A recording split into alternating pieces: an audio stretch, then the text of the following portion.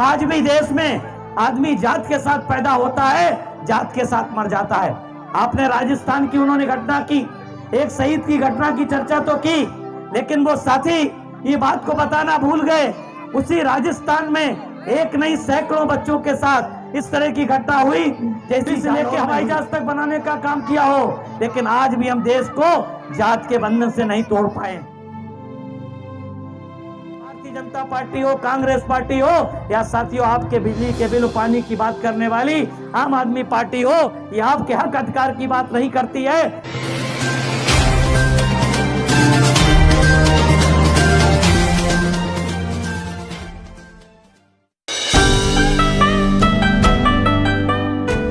साथियों, हमसे पहले जो सबसे पहले वक्ता आए थे, उन्होंने बहुत ही जोशीले अंदाज में कविताओं को पढ़ने का काम किया और अपनी बात को रखने का काम किया।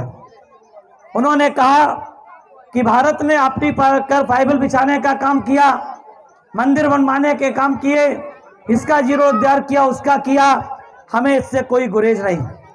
लेकिन मैं उनसे भी और आप सब लोगों से ये जानना चाहता हूं कि हम आज आज़ादी का अमृत महोत्सव तो मना रहे हैं, आज़ाद हुए भारत को 75 साल हो गए हैं। क्या सही माने में आज भी इस देश का आम आदमी, आज इस देश का आम निवासी क्या सही माने में आज़ाद है?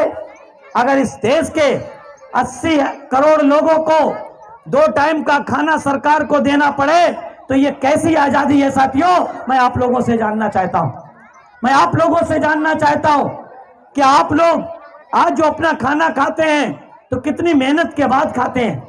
आज आपको रहने के लिए, आपके बच्चों के लिए, पढ़ने के लिए, स्वास्थ्य के लिए आपके पास पूरी व्यवस्था नहीं है। क्या कारण है? आजादी के 75 साल बीत गए, आज भी देश में आदमी जात के साथ पैदा होता है, जात के साथ मर जाता है। आपने राजस्थान की उन्होंने घटना की, एक शहीद की घटना की चर्चा तो की, लेकिन वो साथी ये बात को बताना भूल गए, उसी राजस्थान में एक नहीं सैकड़ों बच्चों के साथ इस तरह की घटना हुई, जैसी जालौर में हुई। जालौर में एक 8 साल के बच्चे ने अपने क्लास टीचर के, अपने हेडमास्टर के गले से पानी पी लिया। उस पानी पीने के एवज में उस बच्चे को इतनी पिटाई की कि वो बच्चा दम तोड़ गया। साथियों, क्या आजाद हैं हम? आजादी की 75वीं वर्षगांठ मना रहे हैं और एक दलित समाज के बच्चे को एक सवर्ण जात का व्यक्ति हेडमास्टर मार के मार देने का काम करता है, क्योंकि उसके गले का पानी उसने पीने का काम किया। अगर आज भी 75 साल की आजादी के बाद भी भले ही हमने सुई से लेके हवाई जहाज तक बनाने का काम किया हो, लेकिन आज भी हम देश को जात के बंधन से नहीं तोड़ पाए।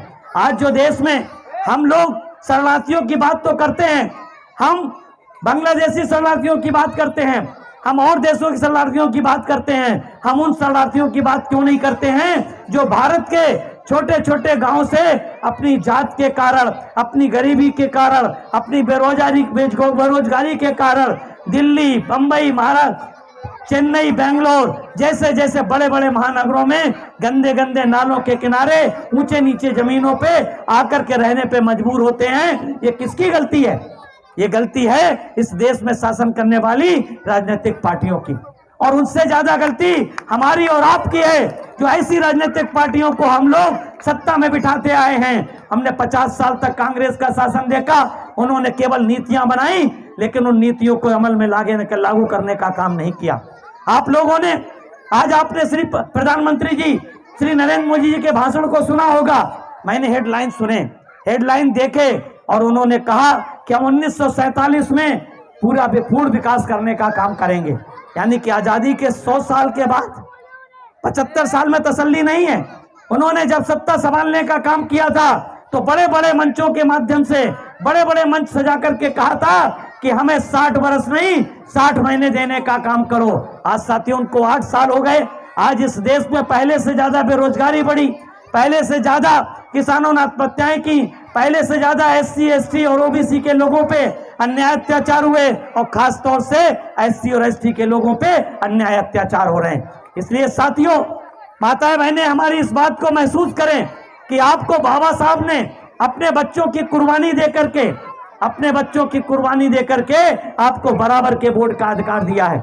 उस बराबर के वोट के अधिकार का सही इस्तेमाल करिए, थोड़े से बिजली के बिल में, थोड़े से पानी के चक्कर में, थोड़े से 2 टाइम के 5 किलो के अनाज के चक्कर में अपने कीमती वोट को जाया मत करिए। आप लोगों ने उत्तर प्रदेश में, बहुत से लोग यहाँ उत्तर प्रदेश के आए होंगे, रहते होंगे, आप लोगों ने उत्तर प्रदेश में आदरणीय बहन जी की 4 बार की सरकार देखी है। उन 4 बार की सरकार में आदरणीय बहन जी ने सर्व समाज के लिए पक्के मकान देने का काम किया है। गरीब की बेटी को, चाहे जिस जात की हो, उस गरीब की बेटी को लखपति बनाने का काम किया है। आदरणीय बहन जी ने प्राइवेट सेक्टर में रिजर्वेशन देने का काम किया। आदरणीय बहन जी ने सरकारी कॉन्ट्रैक्ट में रिजर्वेशन देने का काम किया। गरीब की बेटी को लखपति बनाने के साथ साथ गरीब की बेटी को पढ़ने के लिए 25,000 रुपए और साइकिल देने का काम किया।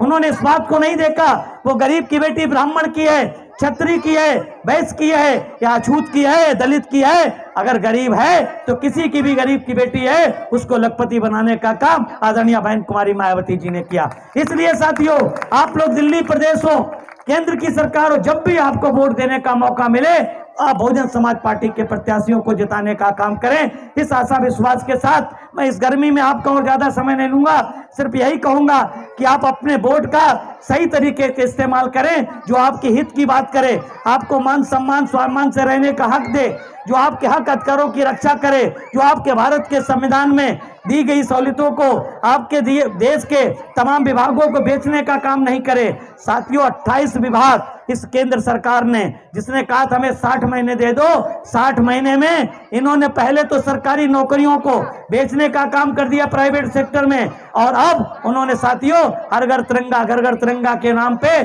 किस तरह से लोगों को सिर्फ महंगाई से, गरीबी से, बेरोजगारी से, इससे साथियों आप लोगों का ध्यान बांटने के लिए तरह तरह के, अब 1947 की बात करते हैं, 2047 में हम विकास करेंगे। पहले कहते थे कि 2022 में किसानों की आमदनी दूनी होगी।